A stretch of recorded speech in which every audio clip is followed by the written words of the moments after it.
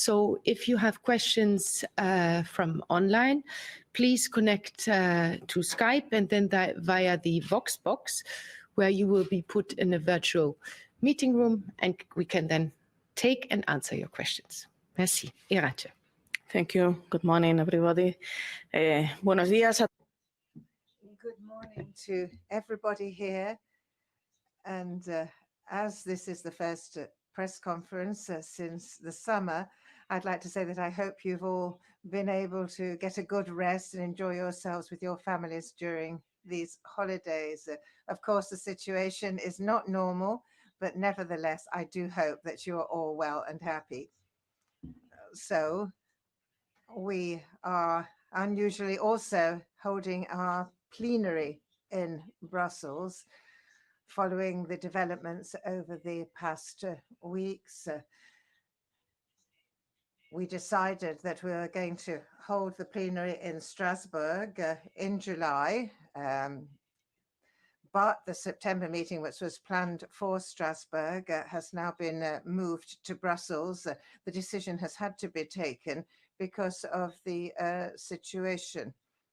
And the S&D on this are fully aware of the fact that when the situation changes and when we can guarantee the health and well-being of all our staff and workers, the plenary, of course, shall be held once again in Strasbourg.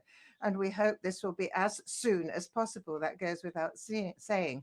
Nevertheless, our position was clear. I think that what we had to do is prevent a very large movement of people going to Strasbourg to hold the plenary session in Strasbourg, given the circumstances. We are pleased that the decision was taken to hold it here in Brussels. We think this was the best decision as regards the health and well-being of all our workers. And I'm not just talking about the Parliament and its staff here. I'm talking also about Strasbourg and the people who live in Strasbourg. But we'll be back there when the situation changes. So, talking about unusual situations, we are also having a discussion on the impact of COVID in terms of not just health, but also Schengen and the internal market, because, of course, this is causing a whole series of unusual circumstances. People have been taking unilateral decisions. They've had to, trying to conform to the appropriate conditions. So what we've been doing over the past weeks is trying to get a common position within the EU, within member states, as regards movements of our citizens throughout Europe, because Schengen is one of the fundamental aspects of our political existence, and we don't want to jeopardize that, of course. So it's very welcome to hear from the European Commission its proposal on the fact that criteria should be the same across member states. We have to take this situation seriously, but it will be very good to adopt common measures, because it's not normal, it's not logical when we're faced with a global crisis that we have each country acting unilaterally, because this is jeopardizing the fundamental elements of the European projects, movement of people, etc. So this is an extraordinary plenary session, as I said previously, and the focus, of course, is the State of the Union debate. This is always an important debate, but this year it is even more important. Urgent decisions have to be taken to combat the crisis, which is affecting millions of our citizens. We are putting money into the European Recovery Fund, and we need a European budget to tackle all the other issues which are necessary in this context. So we are looking here at what Maroša Šefčovič is going to be presenting next week. Europe has to be an area of sustainable development. Young people have to be able to find quality work. We have to also care for our elder people, and we have to reduce social inequalities. So this is a whole change of political focus. It's putting the macroeconomic situation on one side, and we are focusing now on people. This is the difference in the way in which we are tackling this crisis from the way in which we tackle the 2008 crisis. I think that we are taking the right steps. We're on the right road here because we feel that this is the right approach. We are going to continue our discussions, focusing on a series of priorities, but now we need concrete measures. We need to ensure that we get the framework for the MFF. We need our own resources so that we can establish the recovery plan.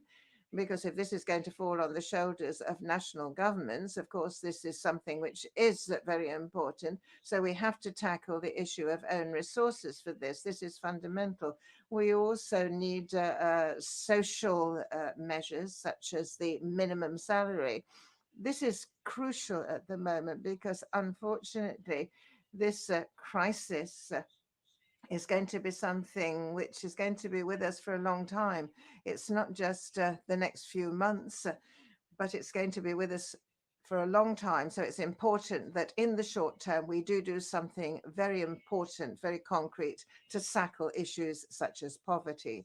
Also, we're going to be discussing other important issues in this plenary linked to the MFF and related to the rule of law. Debate on Poland, we've had that. Everybody agrees on our principles and values and on the way in which we tackle authoritarian behavior as we see it. So it's important to tackle the situation in Poland. Article 7 doesn't seem to have been much use. The situation has only become worse. So we also need to look at an urgent way in tackling this. Article 7 hasn't really worked so far. It's a question of judicial power here. It's important when we look at the rule of law. And we have a state in the European Union that is saying that it is free of the court. So it is important that we look at that in the context of European programs and whether or not they have access. Either they share our European values or they don't have access. As for Bulgaria, this is another country where we are seeing a number of issues of concern. So we're seeing citizens' movements, which are quite important. And we in our political group are urging that there be a debate at the next parliamentary plenary in October on this situation. On Moria as well, we're going to have a debate on Thursday on that. This is a crisis, and we should not forget who we are and where we come from when we're looking at what happened at the refugee camp in Moria. This is a shame. It's utterly shameful for Europe. It is a shame to us here because it runs totally counter to our values. We're all responsible. None of us can shirk blame for this. And I do think that as socialists and Democrats, we really have to keep pushing this further.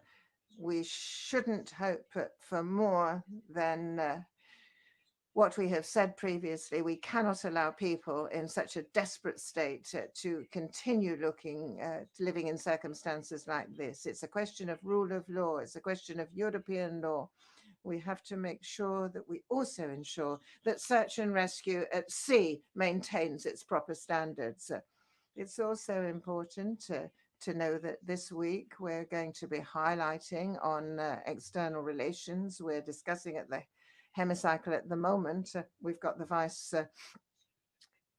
President who is talking about our foreign affairs at the moment. It's important that we don't forget the EU's links with other countries and the important elements of peace, democracy, liberalism, human rights, and the rule of law.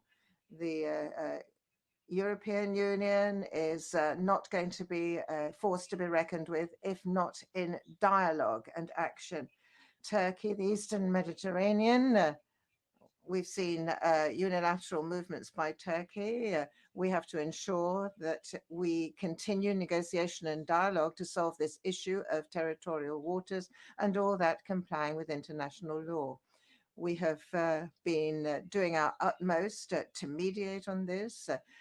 Turkey is in NATO, is an associate member of the EU, but we do hope that the dialogue which is being initiated by the VP will be successful.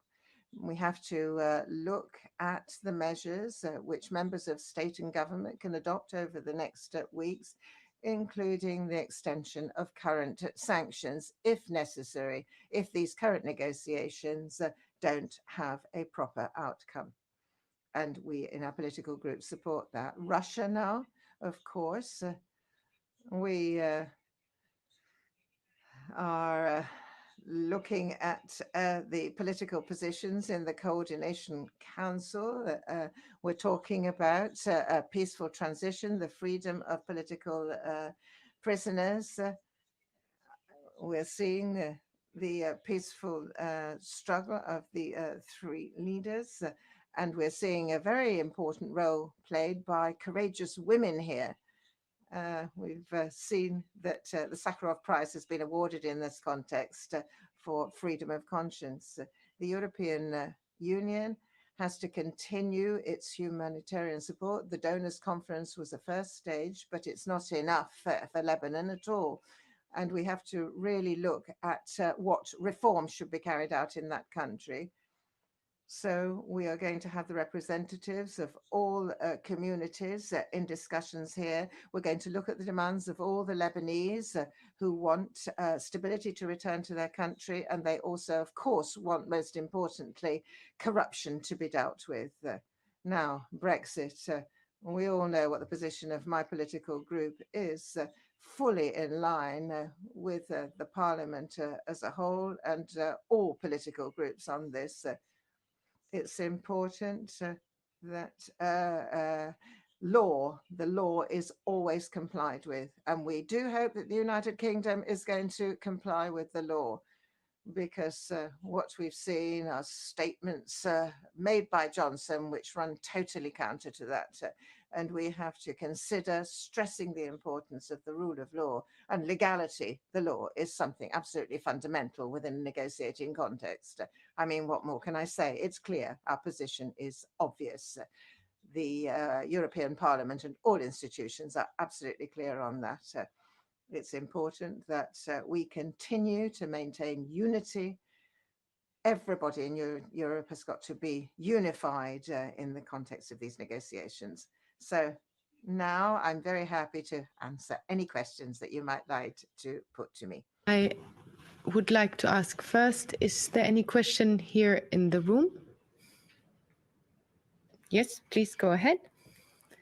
Hello, my name is Katalin Zoltadi. I'm from Hungarian News TV.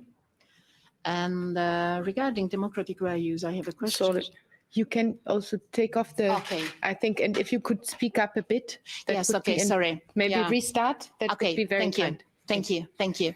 So, Katalin Zoltadi from Hungarian News TV. And regarding democratic values, Hungarian Democratic Coalition is a member party of S&D fraction in the European Parliament, supports a candidate, a former far-right party candidate on by-election in Hungary.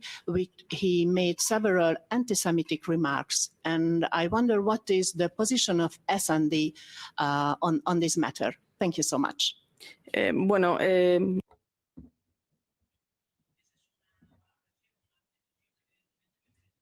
Yes, of course. This is an assessment of merit. The Hungarian Social Democratic Party, of course, has always stated very definitely that they are against any anti-Semitism. And on that, I can't really say very much more. Here in the room?